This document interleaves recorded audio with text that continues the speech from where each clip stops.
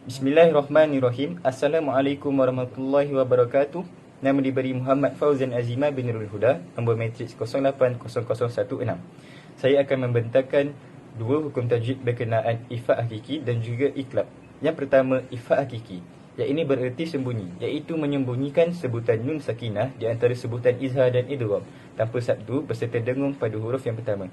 Antara huruf ifat hakiki ialah ta, za, fa, qaf, kaf, ta, tha, jim, dal, zai, zal, sin, shin, sad, dot sampai dot. 15 huruf ifat hakiki. Kita lihat pada contoh surah Al-Baqarah ayat ke-50. A'udzubillahi minasyaitonirrajim. Wa iz faraqna bikumul bahra fa anjaynakum wa aghraqna ala fir'auna wa antum tanzurun. Kita lihat pada perkataan yang dihighlightkan, fa anjaynakum.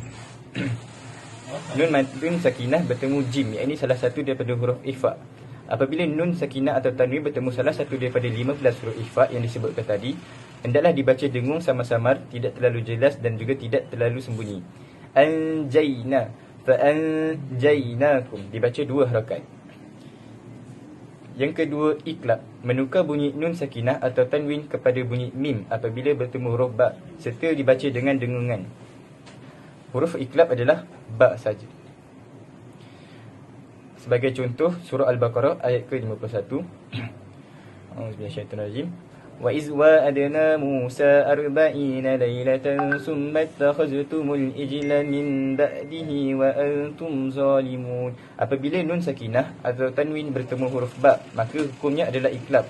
Bunyi nun ditukar menjadi mim dan dibaca mim ba'di. Mim ba'di.